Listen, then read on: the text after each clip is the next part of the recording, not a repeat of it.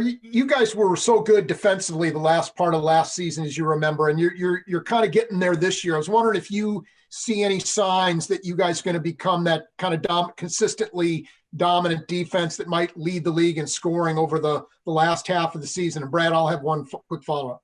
Adam, how you doing? Good, Chris. We just focus on getting better week in and week out, figuring out things we can get better at, figuring out how we can pressure the quarterback more and affecting a opposing team, just picking up where we left off and trying to be better. So are there areas of improvement that you feel like you guys can, specific areas of improvement you guys can reach as opposed to just generally getting better? If that makes sense.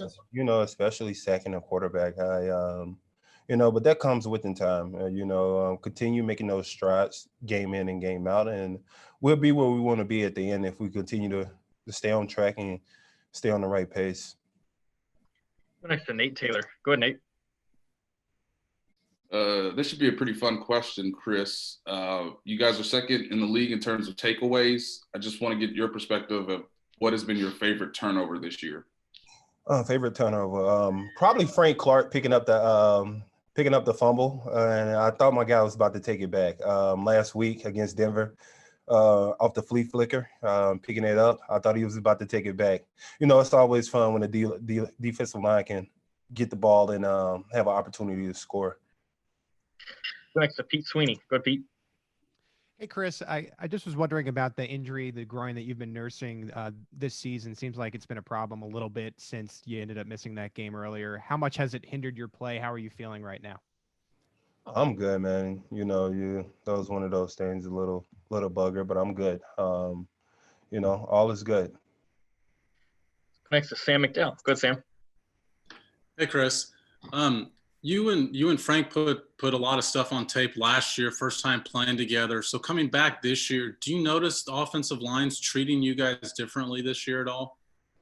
Yeah, we tend to get the slide if we're on the same side. So we kind of have an understanding of that. So we just try to work in games and work in and create opportunities for one another along the defensive line. Our coach and Spags have done a really, really good job on putting us in positions to make plays and drawing up schemes for us to be able to affect the quarterback or get a one-on-one in a situation. So let's go next to Todd Lebo. Go, Todd.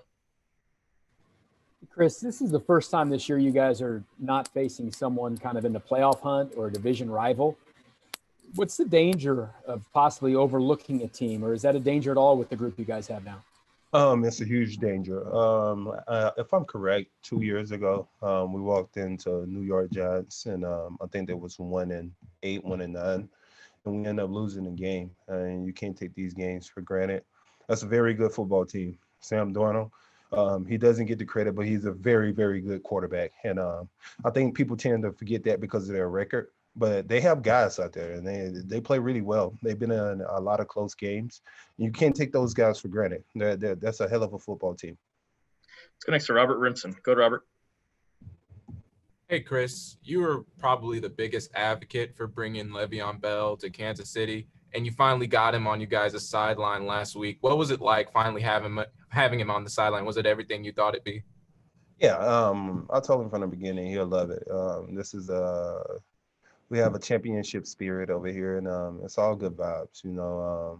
Thankful for him. He was able to seize the opportunity, and glad to have my guy over here. I'm sure Coach Reed and Coach Benjamin is going to do something special with those two guys in the backfield, him and Clyde, and it's going to be special, man. I think we got three hands up. We'll go right down the line. Matt, Sarin, and then Darren. Go ahead, Matt. Hey, Chris, I'm just curious about what life is like this year in the locker room with everything being kind of different. And because you usually rule court in there. I mean, on the basketball court and taking care of business and, building chemistry. What's it like this year? Unfortunately, they done took the goals down, especially with everything going on in the COVID and everything. I thought I was going to get the chance to dunk on some Toronto Raptors, but now, now it's just we're just playing music, having fun, talking again amongst the rules, and still in communication with all my teammates, man. We still found ways to get it done. I just can't say much, but we still found ways to have fun. Let's go next to Seren Petro. Go ahead, Seren. Real quick, Chris, before I ask my question, do you remember who the DC was that game? You mentioned the Giant game where you guys got stung looking past. Do you remember who the defensive coordinator was for the Giants? If I'm correct, it was Coach Spags. Yeah, okay. I didn't know if you remember that. After they beat us, I figured we wouldn't get him and win a championship with him. Worked out well. You were just talking about, we used to hear you talk a lot about the offense, right? Like lobbying to get yourself in there, maybe a little quarterback, tight end, something like that. You still lobbying for that now with the years under your belt? You trying to get over on that side of the ball at all?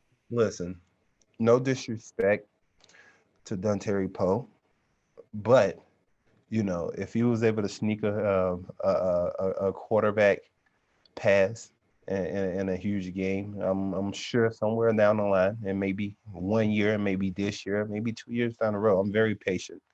I'm gonna get me a touchdown with the offense. I promise you that. I'm not stopping there. I need you guys to help me. Make sure you guys continue to promote it, because as the promotion gets noticed and focused towards the team, and Coach Reed might want to try a little sneaky. Never know. Let's go last to Darren Smith. Go ahead, Darren. I don't even know I can top that one with that shot of Dontari like that.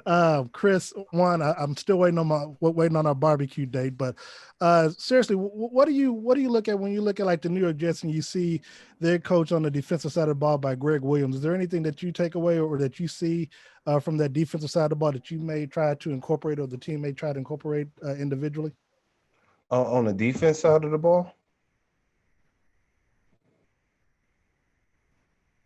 Darren. Yes, like when you watch other teams, do you watch their defensive players and their what their defensive coordinators call out and stuff, and like do you watch Aaron Donald and those type of players who play your position? Yeah, I watch a lot of guys: Aaron Donald, Grady Jarrett, Fletcher Cox, DeForest Buckner. A guy I've been watching on New York Jets is Quinnen Williams. It was surprising when his name came up in a trade talk. The guy's been playing stellar, and you watch the game when they played against the Broncos. He played lights out. The guy's a stud, and he's getting better over time. He's a plugger up in the middle, and I feel like he's the standpoint on their defense right now. So, paying attention to him, seeing what type of moves I can steal. I'm always watching players, see can I steal a move or two and incorporate it into my game. Chris, we appreciate the time. Thanks for joining us. Thank you guys. Take care.